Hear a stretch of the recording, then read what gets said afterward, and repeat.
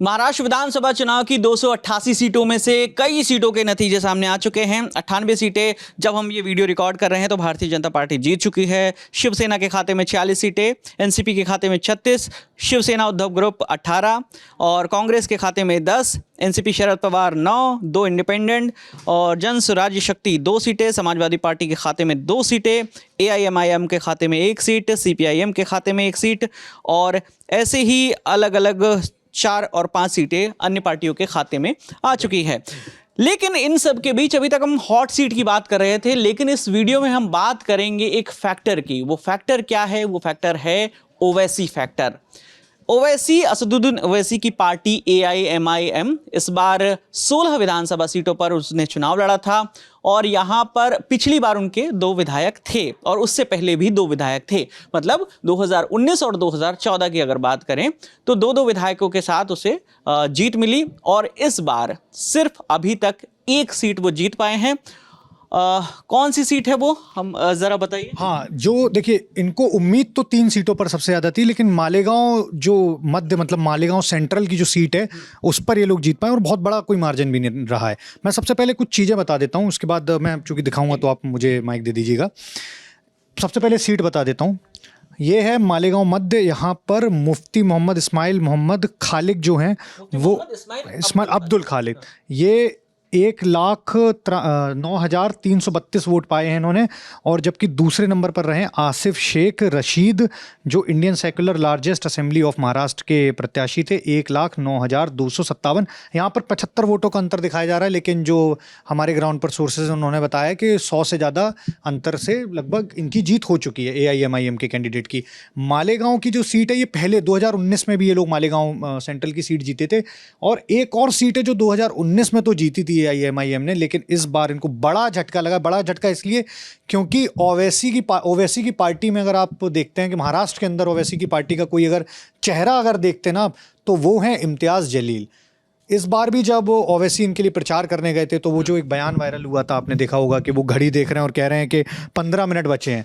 तो वो जो 15 मिनट बचे हैं और फिर एकदम क्राउड पूरा चीयर कर रहा है उनको, एकदम हूटिंग चालू हो जाती है। तो जो 15 मिनट वाला बयान था, फिर वो मुंह पर हाथ रख लेते हैं। ये जब वो इम्तियाज़ जलील के लिए प्रचार करने गए थे तो ये वहीं का बयान था। खैर, अब हुआ ये है कि ये किला टाइप का था एआईएमआईएम का। महाराष्ट्र के अंदर अगर आप एआईएमआईएम को देखते हैं तो सबसे पहला नाम कोई बड़े नेता का अगर आता है तो इम्तियाज़ जलील का। तो ये सबसे ओवैसी के लिए सबसे बड़े झटके की बात ये रही है कि वो इम्तियाज़ जलील भी अपनी सीट हार गए। और इस पर इंटरेस्टिंग ये है कि आप देख रहे हैं 24 राउंड की जो वोटिंग है, लगभग 12 या 13 राउंड की वोटिंग हुई थी सुबह जब हम लोग लाइव में जुड़े हुए थे, और ये 47,000 वोटों की बढ़त बनाए हुए थे उस समय।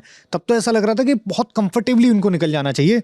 उसके बाद भारतीय जनता पार्टी के जो अतुल मोरेश्वर सावे जो जीते हैं, ये पहले 12 राउंड तक बहुत ही पीछे थे और उसके बाद इन्होंने जो पेस पकड़ा है आखिरी राउंड तक आते आते, फिर 91,113 वोट हैं, बढ़े ही नहीं है। मान लीजिए लगभग 80,000 वोट थे उस समय जब हम लोग अंतर देख रहे थे, उसके बाद इनका बढ़ा ही नहीं है और ये सीट अपनी हार गए।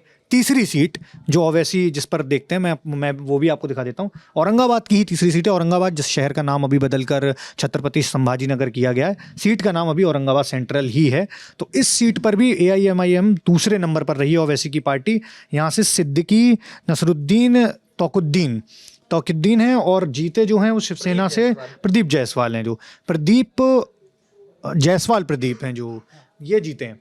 तो अब इस सीट पर इस बार था कि इम्तियाज़ जलील फैक्टर को माना जा रहा था कि कम से कम इम्तियाज़ जलील अपनी सीट तो निकाल ही लाएंगे और सेंट्रल वाली सीट भी निकाल देंगे। कारण मैं आपको बता देता हूँ इन सीटों का हम क्यों चर्चा कर रहे हैं, क्योंकि एआईएमआईएम ने इस बार महाराष्ट्र में पिछला चुनाव जो था 2019 का, उसमें उन्होंने 44 कैंडिडेट दिए थे।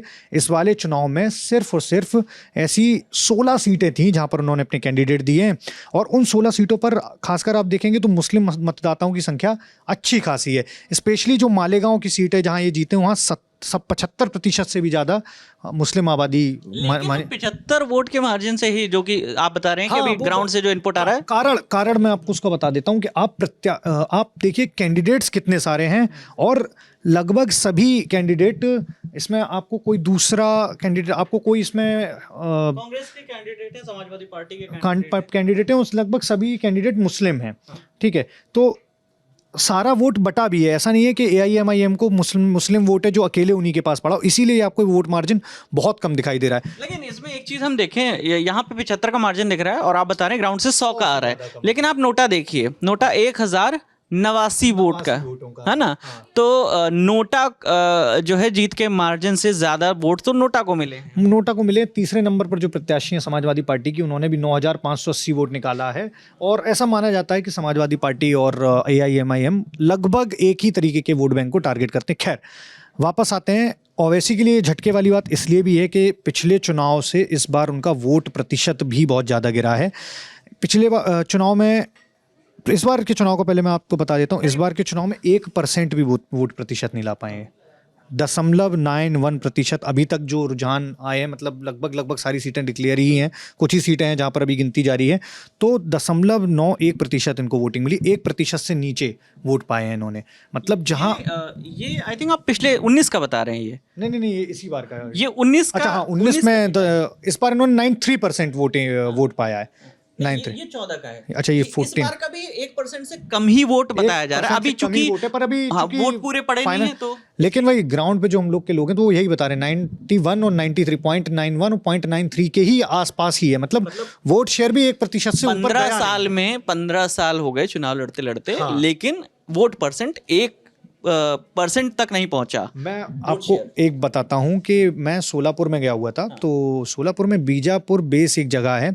सोलापुर शिंदे जो प्रीति शिंदे हैं और उनके पिताजी हैं, उनकी पूरा गढ़ माना जाता है सोलापुर की सीट को। तो सोलापुर पर बीजापुर बेस एक एरिया पड़ता है, वहाँ जो सीट है सोलापुर की सिटी सेंट्रल सीट है, वहाँ काफ़ी तादाद है, मुस्लिम आबादी काफ़ी है, 40% के करीब, लगभग 40% के आसपास आप मान के चलिए मुस्लिम मतदाता हैं। उस सीट पर AIMIM को बहुत उम्मीद थी, कैंडिडेट भी था उनका, पिछली बार नंबर 2 पर रहते, शब्दी जो उनके कैंडिडेट हैं वो नंबर 2 पर रहते। इस बार उनको बड़ी उम्मीद थी, लेकिन इस बार वो फाइट में नहीं दिखाई दिए। तो ऐसा ओवैसी के साथ मुस्लिम आबादी वाली जो सीटें उन्होंने टारगेट की थी, कि उनसे जब पूछा भी जा रहा था कि 44 सीटों से आप अचानक से 16 सीटों पर कैसे आ गए, मतलब वही जो उनके ऊपर कई बार आरोप भी लगाते हैं भारतीय बी टीम वाले, जो आरोप, हर पार्टी उन पर बी टीम का आरोप लगाती है, भारतीय जनता पार्टी भी बी टीम का आरोप लगाती है और कांग्रेस भी लगाती है। तो ओवैसी से लगातार जब इस पर सवाल किए जा रहे थे, हमारे साथी अवनव है, उन्होंने उनका इंटरव्यू भी किया था, तो जब उनसे भी ये सवाल पूछा गया तो उन्होंने कहा था कि मेरे लिए तो हमेशा ये होता है कि मैं ज़्यादा सीट पर लड़ गया तो पूछा जाता है ज़्यादा पे क्यों लड़ गए, कम पर पूछा जाता है तो कम पर क्यों लड़े। भाई, हमको जहाँ लग रहा है हम जीतेंगे वहाँ हमने कैंडिडेट उतारे हैं। तो जब आपने इस बार पूरी स्ट्रेटजी के साथ उन्हीं जगहों पर कैंडिडेट उतारे थे जहाँ पर आपको लग रहा था कि मुस्लिम वोटर्स ज़्यादा हैं, जहाँ आपको वोट पड़ने का लग रहा था कि आपको वोट मिल सकता है, उसके बावजूद भी आप अपने वोट प्रतिशत में पिछली बार से कोई खास इजाफा, खास क्या मतलब, मुझे तो लग रहा है अभी जब फाइनल वोट आएगा तो कम ही हो सकता है, तो वोट प्रतिशत में भी इजाफा नहीं, और सीट तो आपकी 2 की 1 रह गई। और आपका सबसे बड़ा किला, जिनकी सबसे ज़्यादा बात होती है, इम्तियाज़ जलील, मतलब जितना ओवैसी उग्र रहते हैं अपने चुनाव प्रचार में, जितने तेज तर्रार और जितने अग्रेसिव होकर ओवैसी बयानबाजी करते हैं, सेम इम्तियाज़ जलील भी करते हैं। इस बार जब योगी वहाँ पर गए थे तो योगी चुनाव प्रचार में योगी के कई सारे भाषण आए, कई उनके खुद के जो महायुति के और सहयोगी दल हैं वो योगी के जो बयान थे, जैसे बटेंगे तो कटेंगे वाला जो उनका बयान था, जिस पर उनके खुद के सहयोगी दल भी उससे इत्तेफाक नहीं रखते थे, अजित पवार ने उसका विरोध किया था। तो इम्तियाज़ जलील उसको लेकर बहुत अग्रेसिव रहते थे योगी पर। तो एक तरीके से उनकी एक छवि ये थी कि मुस्लिम मतदाताओं के लिए एक चेहरा, और वैसे ही अगर महाराष्ट्र में मुस्लिम मतदाताओं के लिए अपना कोई चेहरा देखते थे, जो लोकल मराठी चेहरा, तो वो इम्तियाज़ जलील को देखते थे। खुद की ही सीट नहीं बचा पाए इम्तियाज़ जलील, फिलहाल तो ये स्थिति। इन सब चीज़ों में कुल मिला के हमें देखने को ये मिल रहा है कि ओवैसी जब भी बात करते हैं, किसके हक की बात करते हैं, कि माइनॉरिटी की बात करते हैं, मुस्लिम तबके की बात करते हैं, लेकिन वो जो वोटर है, मुस्लिम तबका है, वो इन पर भरोसा अभी तक नहीं कर पा रहा है, और ये उनका भरोसा जीत में नहीं पा रहे हैं। 2 से 1 सीट पर सिमट गए, लगातार 2 सीट जीती पिछले 2 चुनावों में, और अब मामला 1 सीट पर आके ठहर। हाँ, 2 से 1 सीट, और सबसे मतलब वही मैं अगेन एक बार रिपीट करूंगा कि 2 से 1 सीट से भी ज़्यादा बड़ी बात इनके लिए आप जो आत्ममंथन की चीज़ है वो ये है कि जहाँ पर आपने सबसे ज़्यादा इन्वेस्टमेंट किया ओवैसी खुद भी आए प्रचार करने के लिए, जिस प्रत्याशी को आप ये मान रहे थे कि वो अपनी सीट तो लाएगा ही लाएगा, औरों की सीट पर जाकर भी इन्फ्लुएंस करेगा, इनको सिर्फ जिम्मेदारी या औरंगाबाद ईस्ट की नहीं थी, इनको जिम्मेदारी औरंगाबाद में दूसरी सीट और जो है औरंगाबाद सेंट्रल की भी जिम्मेदारी थी कि हाँ भाई ये निकाल के दे देंगे 2 सीटें। तो ओवैसी को था इन 3 सीटों पर तो कम से कम हमारे कैंडिडेट जीत ही जाएंगे। शुरुआत में आगे भी चल रहे थे, इस भी सीट पर, ये सेंट्रल पर भी आगे चल रहे थे, और ये इम्तियाज़ जलील भी अपनी सीट पर। आप देख रहे हैं बहुत ज़्यादा मार्जिन भी नहीं है, लगभग 2161 वोटों का है। 2061। हाँ 2161 वोटों का मार्जिन है।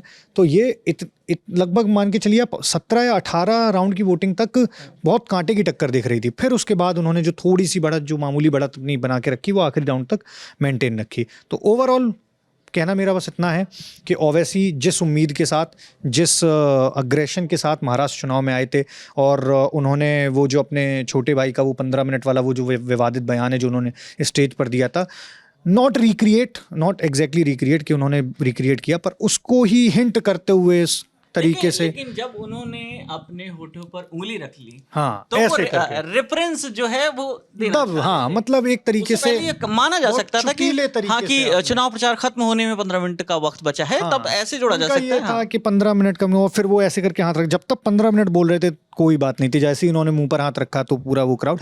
तो कहने का मतलब है कि इस बार ओवैसी ने बहुत अग्रेसिव प्रचार किया था। ओवैसी के जो सबसे खतरनाक, सबसे दमदार, और उनके कह सकते हैं कि महाराष्ट्र में ओवैसी की पूरी उम्मीदें जिनसे थी इम्तियाज़ जलील, वो अपनी सीट हार गए हैं। ओवैसी की पार्टी को 16 में से जिन 16 सीटों पर वो चुनाव लड़े थे, एक सीट पर, हालांकि ईसीआई की वेबसाइट पर अभी अपडेट नहीं हुआ है कि वो जीते या नहीं थे, लेकिन हमारे ग्राउंड पर जो हमारे सोर्स हैं उन्होंने बताया कि ये फाइनल हो चुका है। तो एक सीट ओवैसी की पार्टी को, सिर्फ एक सीट मिल रही है, और वो भी बहुत ही कम मार्जिन से, बहुत ही कम मार्जिन से। बल्कि इनसे आगे तो समाजवादी पार्टी है, वो 2 सीट पर लड़े थे और दोनों सीटें उन्होंने निकाल ली हैं अपनी समाजवादी पार्टी ने। खैर मिला के महाराष्ट्र में ओवैसी फैक्टर काम नहीं किया इस बार, और उनके फायर ब्रांड नेता इम्तियाज जलील अपना खुद का चुनाव हार गए, अपनी सीट भी नहीं बचा पाए। लगातार हॉट सीट और ऐसे ही इलेक्शन से जुड़े जो नतीजे आ रहे हैं उस पर हमारा एनालिसिस जारी है। कैमरे के पीछे हमारे साथी आलोक हैं, इस चर्चा में मेरे साथ उदय थे। मेरा नाम विकास वर्मा है। देखते रहिए दी लैलन टॉप। शुक्रिया।